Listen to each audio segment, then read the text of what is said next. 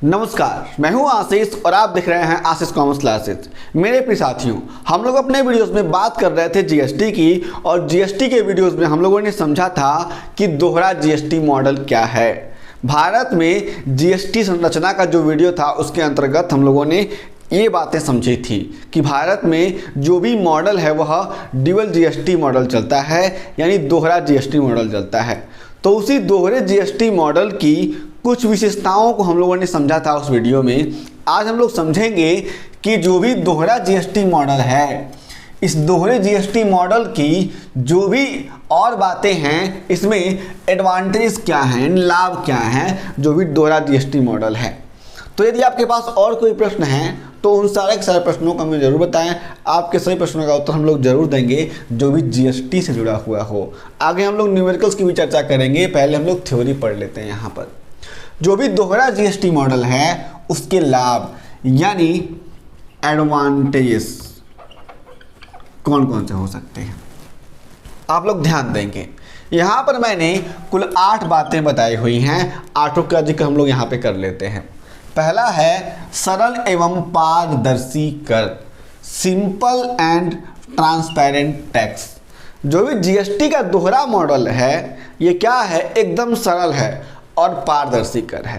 कहने का मतलब है कि जो भी संघीय देश हैं जहां पर क्या होता है, सेंट्रल और जो भी स्टेट दोनों मिलकर काम करता है, वहां पर क्या होता है, ड्यूअल जीएसटी मॉडल काम करता है। क्योंकि यहाँ पर दोनों सरकारें मिलकर के क्या करती हैं, टैक्स लगाती हैं, इसलिए यहाँ पर दोहरा जीएसटी मॉडल काम करता है। इसी वजह से जो भी यहाँ पर जीएसटी है, जो भी दोहरा जीएसटी है वह सिंपल हो जाता है और पारदर्शी हो जाता है।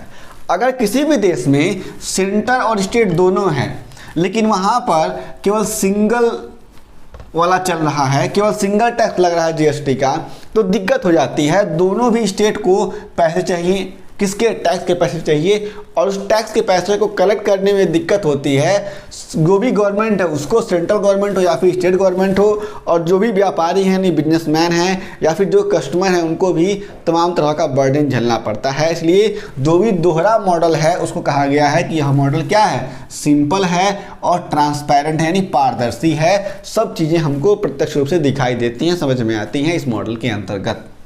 दूसरा है करों के सोपानी प्रभाव में कमी, removal of cascading effect of tax. यहाँ पर जो भी कास्केडिंग इफेक्ट है टैक्स का वो क्या होता है, खत्म हो जाता है। यहाँ पर जो भी कास्केडिंग इफेक्ट है इसको दूर करने के लिए जीएसटी में जो भी दोहरा जीएसटी मॉडल है इसमें होता क्या है, इसमें इनपुट टैक्स क्रेडिट होता है। तो इनपुट टैक्स क्रेडिट को ला करके जो भी कास्केडिंग इफेक्ट है इसको दूर कर दिया गया है। जो भी दोहरा जीएसटी मॉडल है इसको आप लोग समझेंगे। अब कास्केडिंग इफेक्ट क्या होता है और क्या होता है ड्यूअल जीएसटी मॉडल, उसको हम लोग अगले वीडियोस में अच्छी तरीके से समझ लेंगे। मैं कास्केडिंग इफेक्ट का एक अच्छा सा वीडियो आप सभी को सेपरेट वीडियो बना करके दे दूंगा, क्योंकि ये बात समझना बहुत ही ज़रूरी होता है। 2-3 और टॉपिक होते हैं उसको मैं समझा दूंगा अलग अलग तरीके से। तीसरा है कर की दर में कमी, यानी डिक्रीजिंग रेट टैक्स। यहाँ पर आप लोग समझेंगे कि अगर कोई भी सिंगल टैक्स होता है तो उसमें क्या होता है कि सिंगल टैक्स होने की वजह से जो भी टैक्स रेट होता है वह क्या होता है, ज़्यादा होने लगता है। लेकिन यहाँ पर जो भी ड्यूअल जीएसटी मॉडल होता है, उस ड्यूअल जीएसटी मॉडल में जो भी टैक्स रेट होते हैं वे क्या होते हैं, उनको कंप्रेस करके रखा जाता है, और जो भी टैक्सेस होते हैं, जो भी टैक्स रेट होते हैं उनको कम करके रखा जाता है। चौथा है कर संग्रहण की राशि में वृद्धि, increase in amount of tax collection.